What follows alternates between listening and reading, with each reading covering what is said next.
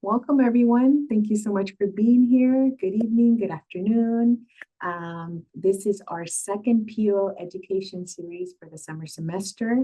I'm Jacqueline Romero, the Director of Student Engagement, and I'm joined by my colleague Melissa Valle, who serves as the Associate Director and Student Success Coach. Before we begin, I would like to cover some logistics. If you have any questions, please type them in the chat and we will do our best to address them during the presentation. We will also reserve some time for a Q&A at the end. Please note that today's session is being recorded and it'll be available on our PO YouTube channel. We'll go ahead and share the link in the chat shortly so that you can bookmark it for future reference. Thank you for joining us, and we hope you find today's session both informative and enjoyable. Now I will turn it over to Melissa to introduce our guest speaker. Thank you, Jacqueline. It is my honor to introduce our speaker, Dr. Tammy Gray. Dr. Tammy Gray holds a PhD in Organizational Leadership from the Chicago School, an MS in Leadership and Management, Human Resources Management from the University of Laverne, and a BS in Business Management from the University of Phoenix.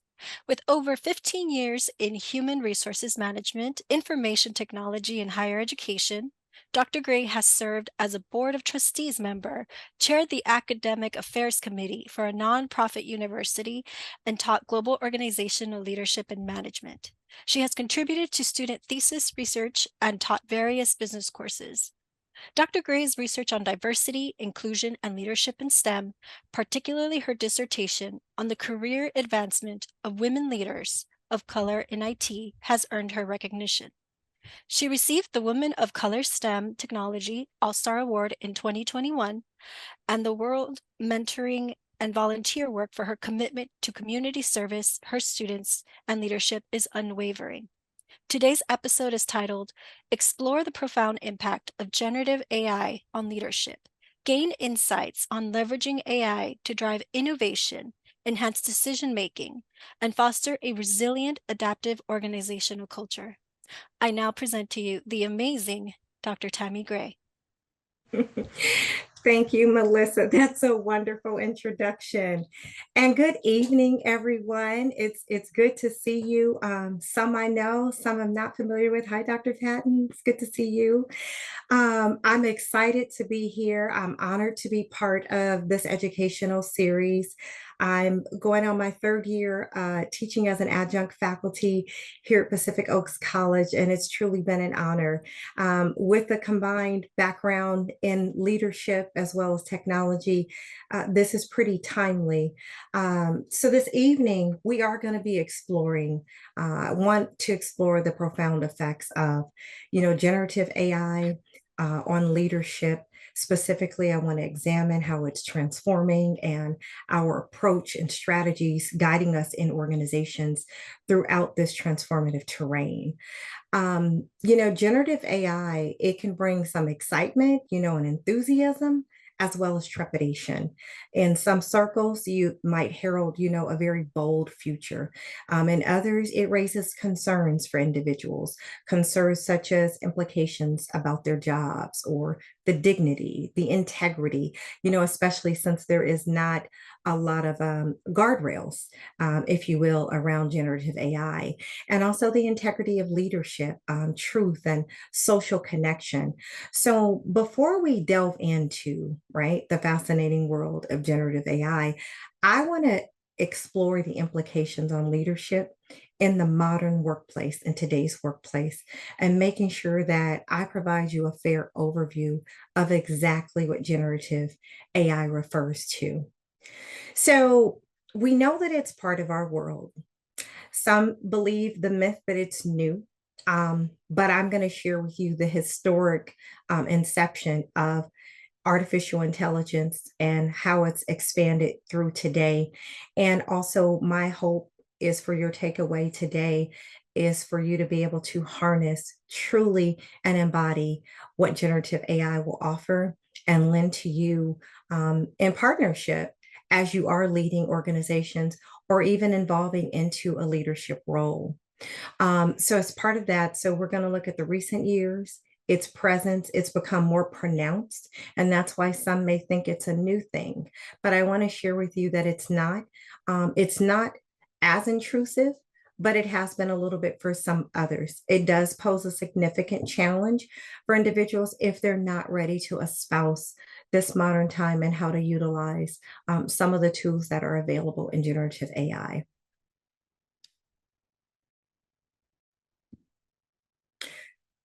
So looking at generative AI, I want to help you in more simple terms, right? I'm going to give you a formal definition on what it is from Lawton.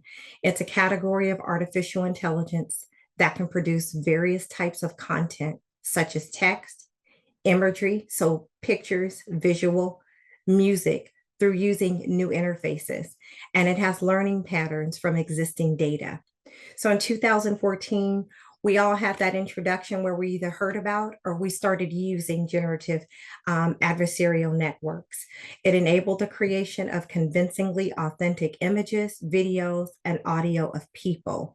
And it is in our worlds personally and professionally, but more so, I want to share so you're not afraid or uncourageous about not only espousing, but even using it. It's revolutionizing industries, it's reshaping organizational dynamics, it is challenging the traditional leadership paradigms. And for that, I want you to be prepared and be able to harness. In the category of artificial intelligence, you can create new content. You can change voices. It can sound robotic. It can sound human. Essentially, at its core, AI is teaching a computer to be creative. It uses advanced technologies and techniques, more so in that neural network that's inspired by the human brain. So, how we think and function in the brain is how generative AI is programmed and how it's able to mimic what we do.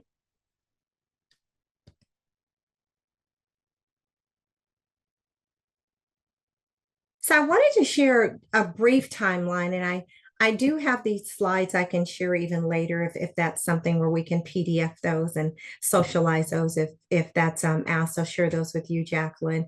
But I did want to give, this is a brief overview because there's more detail. In my appendix, I do have a very detailed historical timeline of the evolution of AI. But I wanted to highlight this. When I say myth, some individuals are not aware. It has been around, its inception, right? From the golden age, we can see 1938 through 46.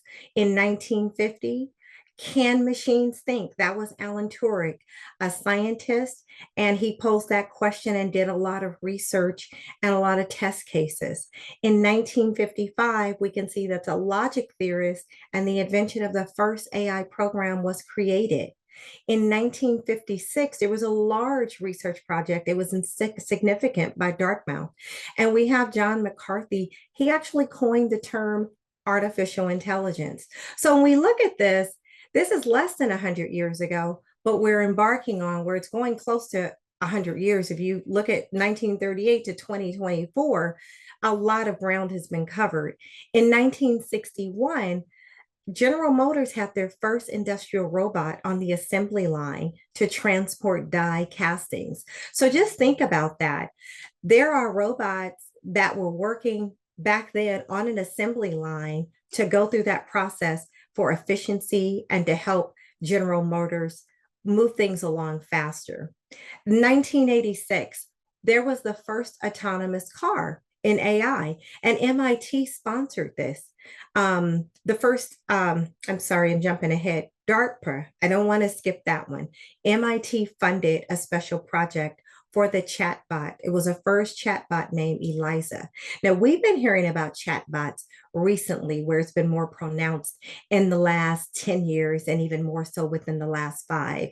Your organizations have chatbots more in the IT division, will say help desk roles, where you may have a question or you want to submit a ticket for support, a help desk ticket. Well, generally, there's a chatbot that is asking you what's happening. And when you type in your question or your issue of the description of the issue, it responds back with an automatic response. That's generative artificial intelligence. And then in 1986, we had the first autonomous car. It was built by Carnegie Mellon. Now, some may believe that Tesla was that first autonomous driving car, but we can see that history tells us in 1986 there was one. But what has happened is the evolution of generative AI. So it's been with us. We just may not have been aware in that leadership and workplace realm. In 1997, we had the first publicly available speech recognition software, Dragon Systems. And I do remember using this when I was writing my papers in graduate school. I see you nodding your head too, Doc, right? So it's been with us. We just may not have realized that we've been utilizing generative AI all along. And from the 2000s to now, I mean, it has progressed. And I'm going to share some examples and some case studies, high level, some of the success stories, how organizations are using generative AI. And remember, this isn't just for you to take as information, this is for you to go back and apply and try some of the techniques and tools that are available.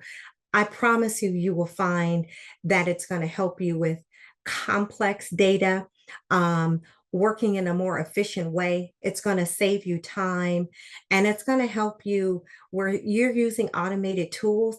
It'll help you be a better leader and your team if you're leading team members. So the current state of generative AI, let me just move this over. This is kind of fun, you all. So the current state, the voice over internet protocol, acronyms, VoIP. I'm sure many of us have had this, especially since 2020, where we had the pandemic. Many companies were using this as automated responses, but they've amped it up even more and they've evolved it in a more sophisticated way. You call into a company and it will ask you a question. It's an automated voice, really like it sounds like a robot. Some of them have mimicked it so well in those neural systems where it sounds like a human. And then when you state what it is you want, I want to call about my billing. You know, you might say that, my bill, and then it'll transfer you and it will route the call or it'll ask you another question to expound on that. And again, we're experiencing this in our day-to-day lives. And I believe it's more pronounced now. Again, after the pandemic, we do see that organizations restructured how they were working. And many organizations, you know, we were all at home, we couldn't go anywhere. And so organizations were somewhat forced to bring more autonomous forms of working. So this is another way. And then we know about the autonomous driving cars.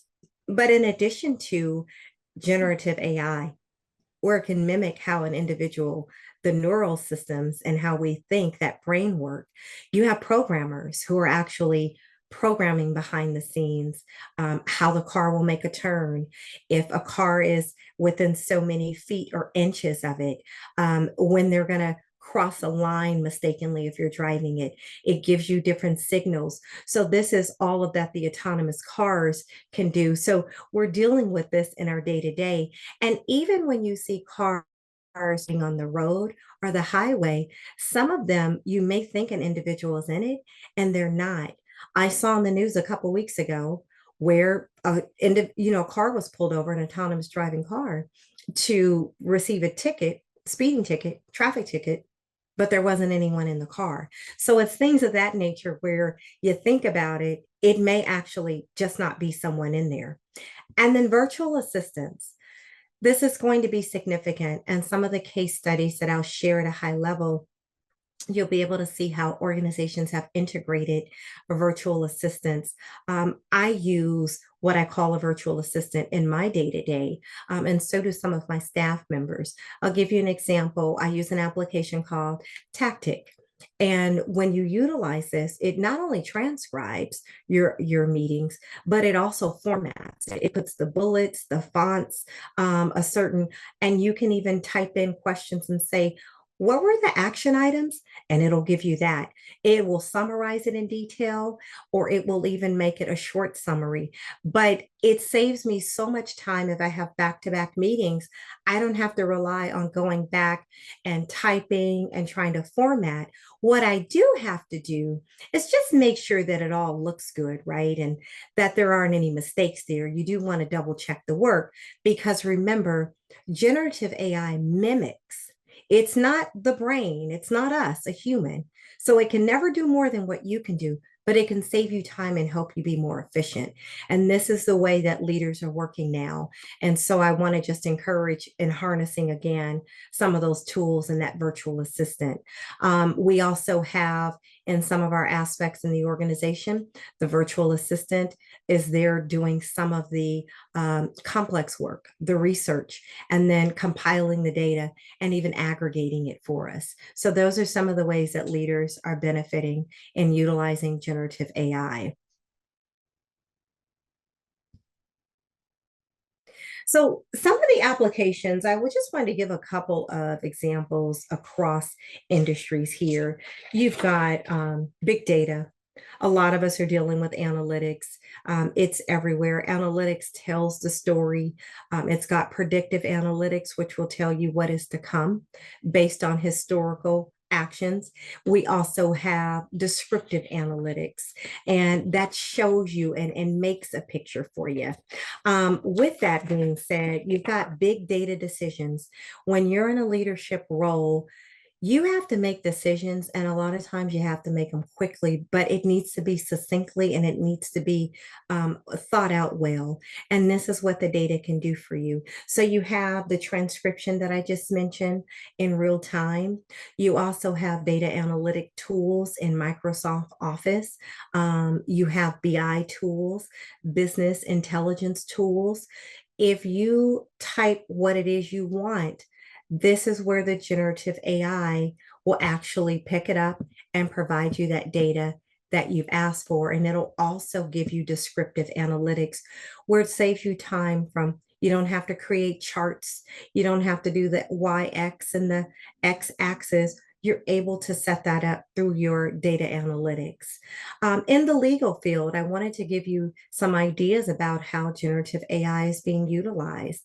It definitely, you've got the NEOs, right? The assembly, it increases productive 30% in the legal field. You've got cases, case studies, documents. So when an attorney has a briefing that they may need for court, and let's say they have 15 cases that they're working on and they've got 10 briefings for, in the next 5 days. Instead of them scouring and doing research, the various case studies and cross-referencing, there are tools that generative AI will automatically extrapolate a broad range of data from across a myriad of digital and cyberspace resources and put that together and even add in citations so you can go back and reference it.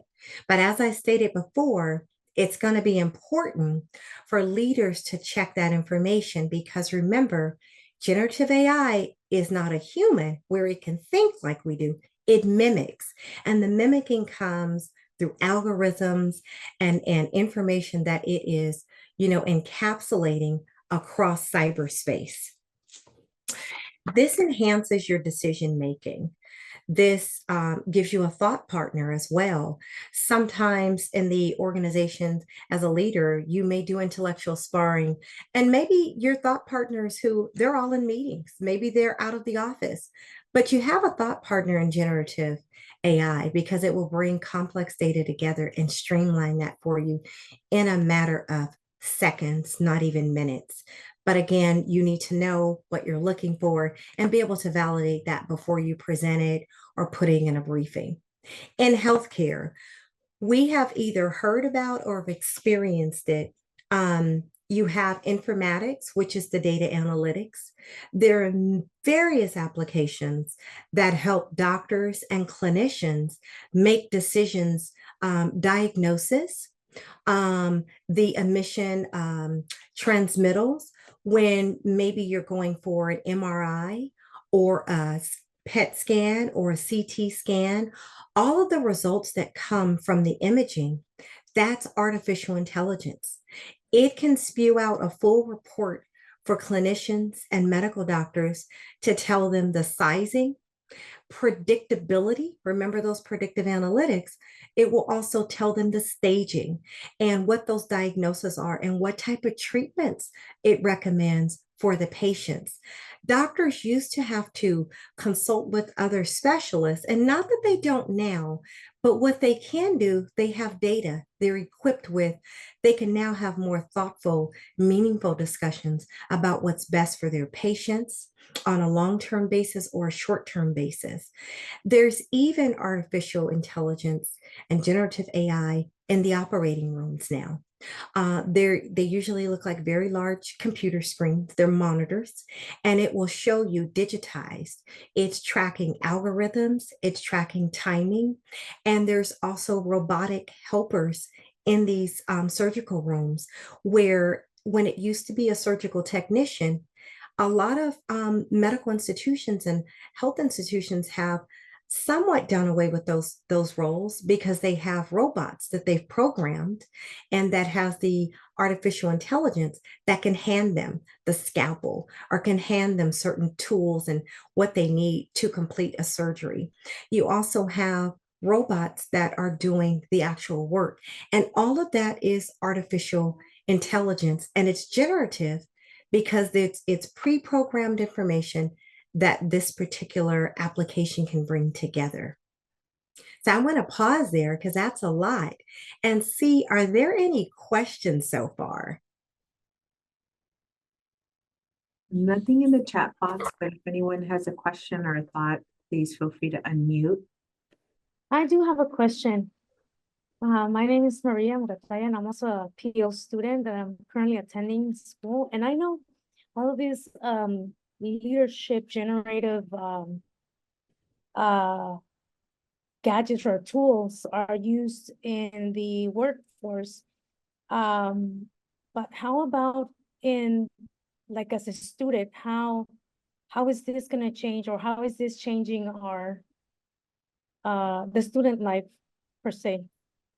I'm glad you asked that because it's very much applicable. And some students are even, right? You've mentioned that you're working at PO, but as a student, I've had in my classes, I've taught the data-driven decision making quite a few times at Pacific Oaks, and I typically carve out a full session, like one of our full sessions that day, and I'll share with you some of the tips that I use for students. I actually show them how to use Chat GPT. We'll just take, for example, there are other applications.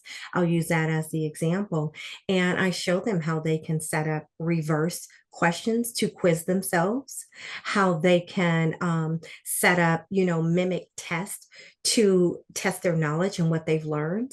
Also, how they can do research on maybe a particular topic that they're working on. It invokes critical thinking. It gives you more personalized communication. So you can share in these tools, the generative AI tools, what it is you may want to write about or that you may need to study deeper. The tool for generative AI for a student, it would help you, it will bring 5 to 6 textbooks together if that's what you wanted it to do. You would type that in. Please find, here would be an example. Please find chapter 5 on Hofstede's power dimensions. You could put that in and it will give you Hofstede's power dimensions. It'll probably bring in Maslow's hierarchical structure, that power. So it depends on what you put in, but it will start helping you think about what you want to do. You can also ask it to help you finesse or rephrase how you're responding to a question, a written question. And with that, you can look at it and you'll know where to tweak it, what words may not really sound like the human type words, or where it's repeated, and really make it your own. But those are some of the ways that you can use it as a student. Okay. I'll contribute to that Grammarly is an amazing program that uses AI. It will read a paragraph that you've written, for example, and you can tell it, I want this to be more concise, or I want this to be more specific. And it will show you a suggestion of how you could rewrite that same paragraph. So it's not creating the paragraph for you. It's just helping you with your language and your tone so that the message you're trying to convey gets across more appropriately. And it's a great tool for students to be able to have, especially when you're getting that feedback. Maybe you're not as concise here, you need to refine this, and you're not sure what to do. Grammarly is a great tool that is an add-on that you can put with like Microsoft Word, for example, and it can help you with more concise language in your writing. Yeah, that's a great example, and I love Grammarly, and it's been very helpful when I was even writing my dissertation, like being focused, right, in a certain area. And it will ask you, are you searching? Do you want to make this clarity? Is your aim an email? Is it business? Is it expert language? So definitely, that's a great tool. Thank you, Dr. Patton. I'd forgotten about that.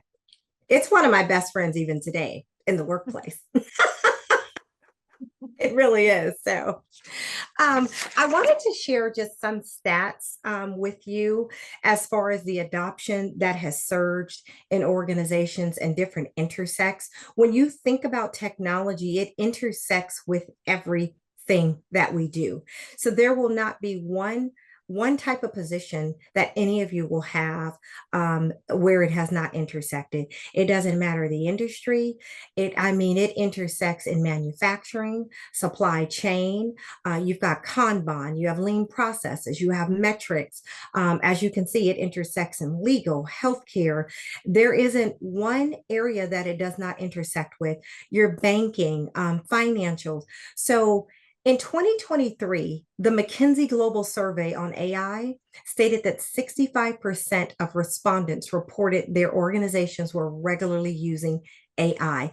That was in 2023. Since then, it surged up to 72% that organizations are using generative AI. You have material benefits with using generative AI. You have decreased costs. You have revenue gains because remember, you're saving time, you're gaining in your business units, and you're deploying technology. And I do want to say if anyone is looking for one key thing to determine should I work for a particular company or not? Let's say you are graduating and you're looking to embark on your career, or you're looking to accept a leadership position, or they want to promote you. Really think about how forward thinking and how innovative technologically is the organization. Because if they're not on the innovative curve where they are bringing in tools and resources to be efficient, guaranteed you're going to be behind, which will essentially result in career suicide. So just make sure that that's one of the things that you're looking at and you're asking about. What tools are they utilizing? How are their leaders, espousing with the utilization of generative AI, and making sure that that's open. Also, automation of roles, certain positions in certain fields, sales, marketing, product development, data management, and an IT help desk.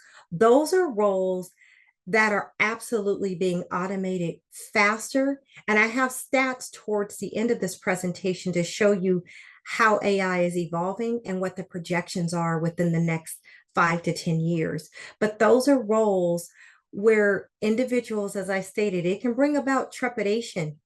But the way to try and secure and have a career is build it where it definitely has that intersectionality and you're harnessing that. If you're afraid of harnessing and embracing it, you will be left behind. And there are some surges happening also in the field of human resources. We've been seeing it over 15 years, and we may not have noticed it, but I think it's more pronounced now, and I'll highlight that for you. In the field of human resources, you have in the talent acquisition realm, where you used to have a person, a recruiter who called you. Some companies still do it that way, but more and more companies, some of Hoag Hospital, St. Vincent's, they have a spouse where they have the chat bot or the robot that is actually screening resumes and also sending automatic responses when you submit a resume. They're also scheduling your interviews. And the other component as a candidate, you're being asked more and more to do a self, plug and play application where you do your interview, and then they'll have someone reviewing it, and they will be rating it, whether it be a chat bot on the other side or a human. They're integrating AI slowly but surely, and it's going a little bit more rapid. So those are some of the ways. And also some of those standard necessary processes that we call, and I work in the field of HR, so I'm thinking about some of those necessary things where it's documents and extending a date of leave of absences and things of that nature. All of those types of tasks, those business as usual tasks, are being automated. Companies no longer need a person. So you can see where they're saving on costs. They're not cutting, they're saving, and they're increasing their revenue. Dr. Gray, I have a question. So with that, how would that impact in hiring practices, for example, equity, as far as ensuring that the AI that's screening is not having like an artificial bias towards certain resumes or certain language within them?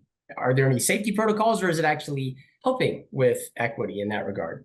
Those are some of the concerns that we'll talk about, but let's segue on into that. So there are definitely ethical concerns because there are not enough guardrails and legal parameters.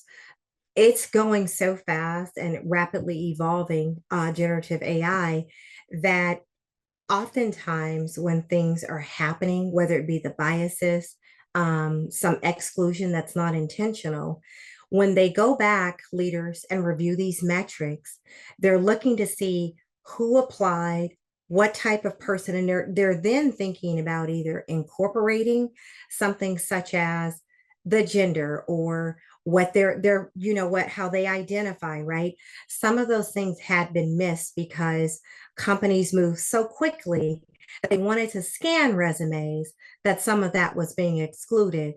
Now what's happening is in this legal field, you have attorneys who are specializing in artificial intelligence, right? Just for those facts. So that mere fact, so they can help organizations and partner and help them be a thought partner. So they can be thinking about incorporating and making sure that they integrate. So there's not the reverse discrimination, right?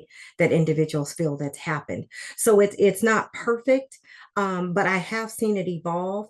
I remember back in 2010, I was managing an HR department, and I didn't know back then it was artificial intelligence, but later it hit me. Oh, I was using artificial intelligence. And I was asked to partner me and my staff with consultants that we brought in to develop an applicant tracking tool. And this is where applicants would apply. And then we were asked to set up certain questions, right, in that back end that would screen out or kind of bring in those best resumes. So back then, we definitely didn't, include all the other things that could result in reverse discrimination. But I've seen it now. It's better, but there are some concerns that are still happening. We're going to talk about that a little bit because I want everyone to be thinking about that as they're leading and as they're utilizing AI, because it's going fast. I mean, we're just trying to keep up, right? We can't even catch up. We're just trying to keep up.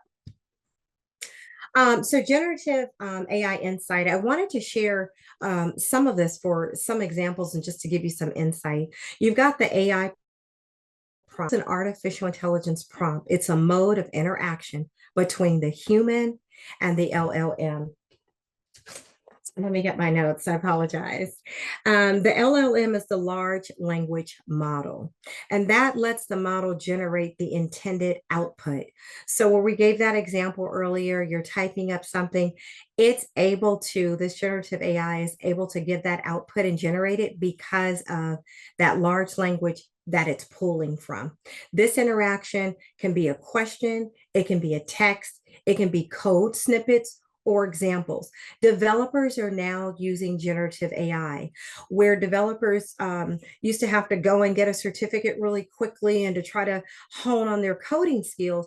They still do that, but they can do that at a later pace. They can quickly on the spot just type in something to a generative AI application, and ask it about a certain coding software, Python, or it can ask it about Java. Give me a code where this code will calculate annuities. So it can actually ask generative AI, and generative AI it writes code. Now, the key again would be for that engineer, that software development engineer, to know that particular code, right? They need to know Java, and they need to know if this is accurate or if something's been missed or an error, because they could code something absolutely incorrect.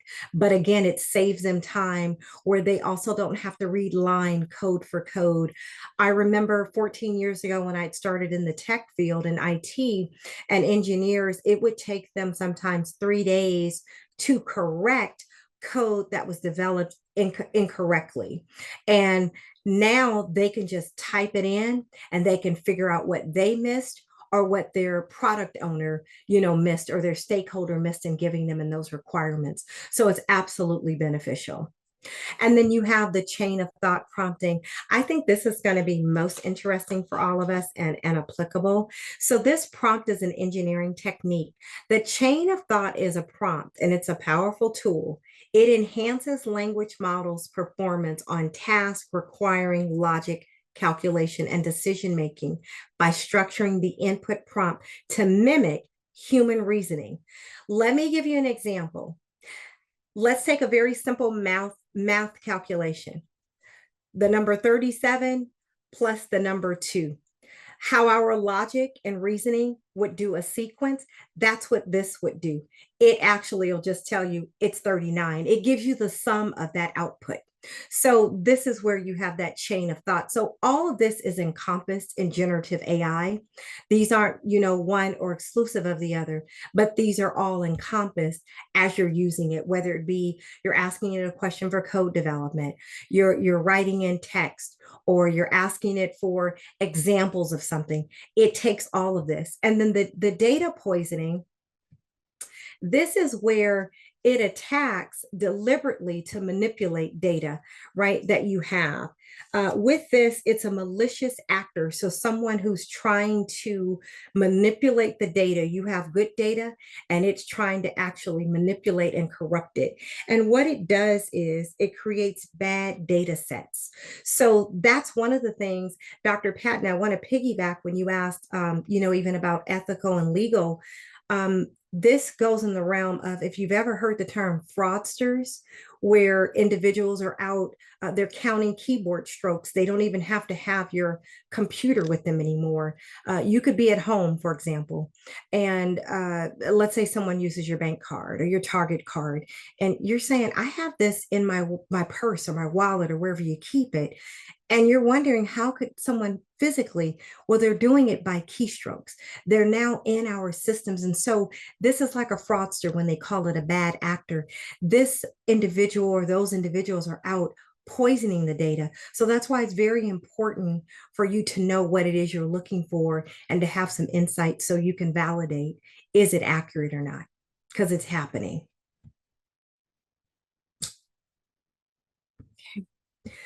Now let's look at the impact in leadership, right? There are some direct impacts.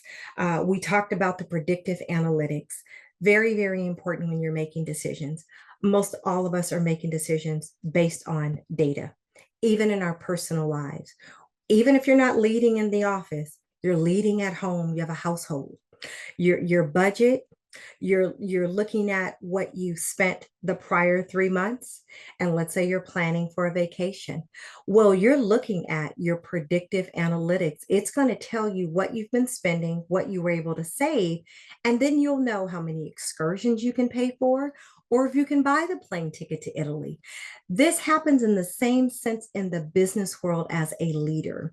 You're looking at predictive analytics because you want it to help you determine, when you're looking at strategy as a business leader and you're looking at the goals and objectives in your organization, you want to be able to somewhat get some predictability as to what the revenue may be, or if you hire 200 more individuals across 5 different business units, you're looking to predictive analytics. And so data is a big part. And this is where the generative AI brings that big data together, and it can quickly go through complex data and give you some predictability. Okay, we are redefining these leadership roles with generative AI. It's here. And again, if you're not part of that, you're going to be left behind. Enhancing decision making, it ties to predictive analytics and the big data. Refining leadership roles, this is looking at how leaders used to lead and how they're leading now more effectively and more efficiently.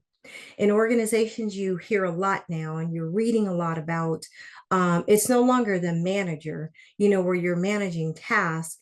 It's now influencers, right?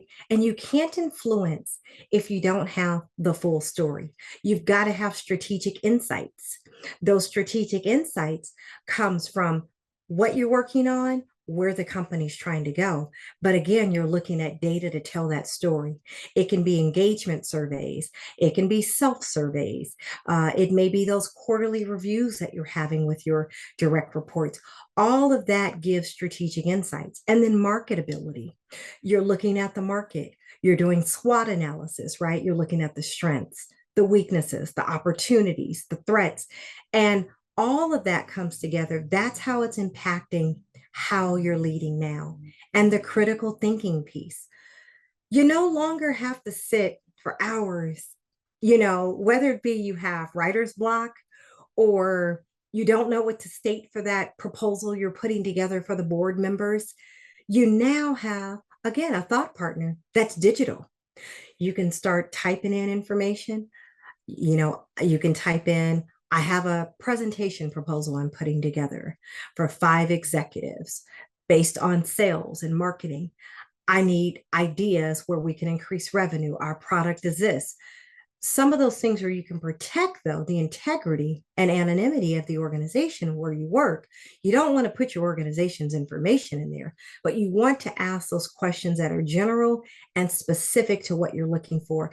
And this is where your thought partner, generative AI, returns tons of information, but it synthesizes it through for you. It explains it for you. And then you can bring it down as granular as you need to, or ask it to even amp it up as sophisticated as you need it to. Behavioral assessments. Many of us in here, psychology majors and working in that field, you no longer have to try to figure out or go and pull records from way back. You can absolutely develop models for behaviors.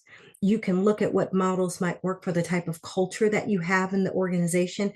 And this is where you bring value.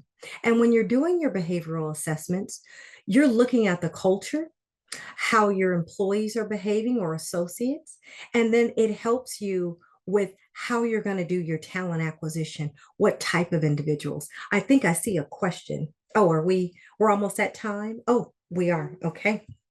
We have 15 minutes. Thank you for that. So this helps with a lot of things that you're doing as a leader, all of the different aspects, a thought partnership, enhancing your decision-making, strategic insights. And this is also how you kind of move up and really add that value in organizations. Any questions so far? Any thoughts? Okay, great. We'll move on. So ethics. There is some challenges, with the data, right? Disseminating what is the best content and what isn't, what is accurate, what is manipulative, what may even be a breach of privacy. And depending on the field that you're working in and your role and responsibility, I want to say you should always, even if you weren't using generative AI, but even more so now in using these generative AI tools, you should always be very cognizant of, are you within, for one, the compliance parameters of the organization you work for? Okay. Because some organizations may be publicly traded, they may be heavily regulated, and there are different regulatory agencies and guidelines in different countries. Many of us work globally even though we're maybe based here in the US. So I want to encourage you in leadership to make sure that you check and validate, because generative AI is not that sophisticated at this point where it is checking for what's legal, what's, content that doesn't breach privacy. So as leaders, you should always be doing that, but even more so now. So is it going to take some little extra effort? Absolutely, because that's the point here. Generative AI, it mimics what we do. It's not us as humans. So you will, as the leader, make sure that you're responsible for that, because what you put out or disseminate, that comes back on you. And that's going to really, it could end not only in a frowned upon, it could end in a, result in disciplinary action if you didn't take that time to really make sure that you knew where that data originated from. Okay. And then the data trustworthiness. Again, you've got to go and do the checking. This is why we say don't have the trepidation about generative AI. It's not going to replace you, but there are some things it can do faster than you and in gargantuan size. But you're the individual who's thinking about it and crossing, the T's and dotting your I's and making sure. And then copyright and legal risk. We've been presenting and using PowerPoint and Visio and Canva and all those different mobility of how we get information out. And we've always, I think, as responsible facilitators and leaders as well, we've had to make sure we're not using copyright infringement. We're making sure if we get information from a website that we are using that information appropriately and that we're not misusing it. So it still comes back to the leader making sure you're responsible with that information and that it's ethical. And if you find that you come across information that's something that you can raise and share with your compliance department, your legal department. They will then also incorporate that into their policies and procedures. Those are the guidelines that we use as employees. And so that's how we counteract this right now. We can't fix the problem of illegitimacy, but we can help with reporting that information back and taking note of it. Okay. Strategies for integration. We talked about this, upscaling your leaders, your employees. Just as I shared what I may share in the classroom, I shared with my team members. If I come across a new generative AI tool that I'm using, I share it. I share it with our learning and development team members. I'll share it across HR. I'll share it with sales because they may get benefactors from that. Just making sure that you are part of building an AI-ready organizational culture. Even if you're not the CEO, many of us are not, your part does matter. If you're sharing the information and you're looking at how to utilize it, you can help increase efficiency, not only in your time, but even collaboratively, as we know many of us do work cross-functionally, with groups and decision making. So just making sure that you use these effective strategies. Some case studies, I just wanted to share some brief data. Information on JP Morgan Chase, Google, and Siemens. They're all using automated office assistants, and they refer to them as AI assistants. So for JP Morgan Chase, they improved efficiency and accuracy in their banking systems, right? By utilizing avenues for human experts. Instead of having the human experts, what they did was revolutionize their finance division by having an artificial intelligence assistant. So they had that system developed where they could have it do the banking, the calculating. So instead of having a bank teller terminal where we used to walk up to the window, some banks are still using that, but many of them have gotten away from that. You may have one individual when you walk in there. So they've increased their efficiency and accuracy by implementing an artificial intelligence, an AI assistant. And then Google, they employed AI assistants to streamline internal operations, and enhancing their efficiency by relieving employees of the mundane task. The mundane task is what we call business as usual. It's necessary work, but it takes a lot of time to do necessary work. So you have an artificial assistant who can do that necessary work and get it done quicker. And you can focus on things that enable strategy and that add value to the business. And then Siemens. They deployed an AI assistant in their health diagnostics division, and it significantly enhanced their analysis and the interpretation of medical data, achieving more accurate and quicker diagnosis. And I had mentioned that early on in this presentation. In the healthcare field, it's heavily utilized. Doctors, scientists, clinicians, it doesn't matter. They're all utilizing it. It helps them be more efficient, work more automated, and to bring also more options and advance science in the healthcare field. Some of the future trends I wanted to share with you here. By 2026, 75% of businesses will use generative AI to create synthetic customer data. By 2027, more than 50% of the generative AI models that enterprises use will be specific to an industry or a business function. So they're going to be tailoring it specifically. That's just 3 years away, or 2.5, because we're halfway through 2024. And by 2028, 30% of AI implementations will be optimized by using energy conserving computational methods driven by sustainability initiatives. Think about your thermostats at home. Think about how you receive notifications from Southern California Edison to let you know, right? Yeah, I see you, Jacqueline. You see they're timing it. They're letting you know when they're going to do cost energy savings, how to change your thermostat, what time to use it best, at what temperature. Think how more advanced it's going to be. And when they say specific to industries, they're tailoring it for utility companies, fire, to determine where the fire pockets are in areas, not so much just temperature and climate, but if it's going to be a hot spot just north of Santa Barbara, and how they have that predictability. And then all AI assistants will have more immersive and transformative roles by 2025. That's just next year, 97 million new jobs. And then you'll have 85 million jobs lost in 2025 by AI. It's not an even trade, but if individuals harness generative AI and you get on the trajectory of utilizing it as a leader, this is going to help you tremendously. It's so much value. Don't be afraid of it. Don't think it's going to replace you. It's not. And I do want to, I've been asking about questions throughout, but some final thoughts, because I know we're approaching time. To navigate through the transformative terrain, here are some final thoughts I can leave you with to harness AI technologies. We know it drives innovation, but again, to be an effective leader, to bring value add to an organization, and to be a strategic leader. These are some of the things. Enhances decision-making. It cultivates a resilient and adaptive organizational culture. It brings awareness of ethical considerations, potential pitfalls, and best practices for integrating AI into leadership frameworks.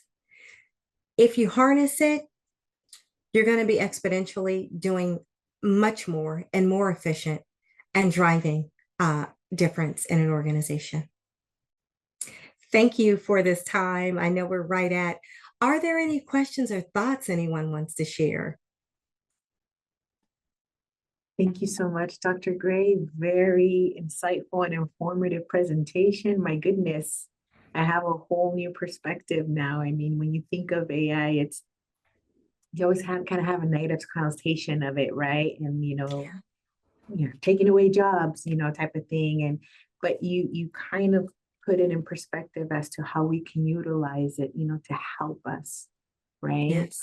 For our future. So thank you for that. I appreciate that. If anyone has any questions, feel free to unmute yourselves. You could avoid the chat box now, or any comments.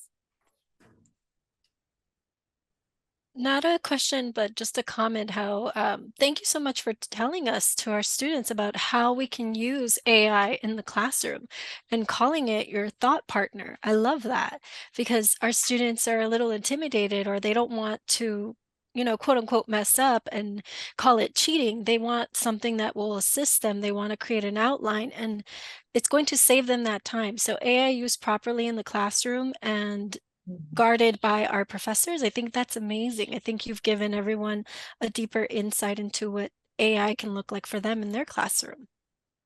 Thank you, Melissa. I'm glad that I'm able to bring some insight. And I just had a thought when you mentioned that. Another tip for students, and I'm sure the professors know this, but they also have artificial intelligence applications that students can use to make sure that they're not plagiarizing. Yeah. Yeah.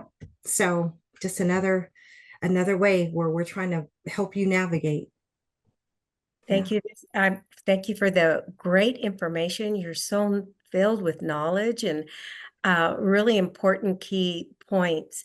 I just wanted to share that this last session, I had students, I required them to use Lumen 5. So Lumen 5 is an AI that helps them to create, first they had to develop an I am poem. So Yes. then with that, they used Lumen 5 that added text to video, to music, to photos, and they had a beautiful finished product, a video of their I am poem.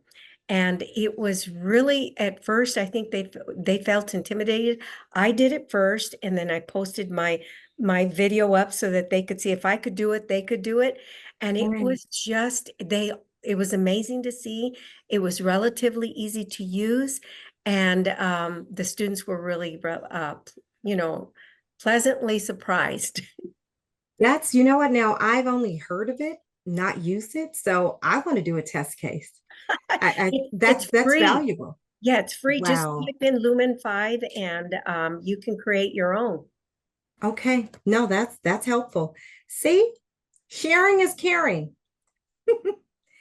Let's see. What's the question? Can you type the name? They're all saying thank you for the great. You're so welcome. And thank you all for just carving out the time in your busy schedules. I know all of us are so busy. So thank you for carving out that time and coming.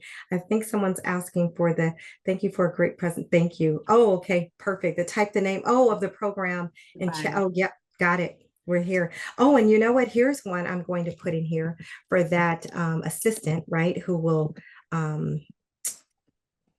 see. There it is. So Tactic is the application I was sharing with you that I've just fallen in love with. It does things that I'm just like, oh my gosh, you work for me and I don't have to pay it. And there's a small subscription, but it's so affordable. I mean, very affordable, less than $7 or something a month, but it's amazing. And you'll be on your way to meetings and, disseminating information quickly, and you'll sound like a pro. Wonderful. Well, this was all great. Thank you so much. Thank you to everyone who attended and participated. We hope that you found it informational and enjoyable to you all.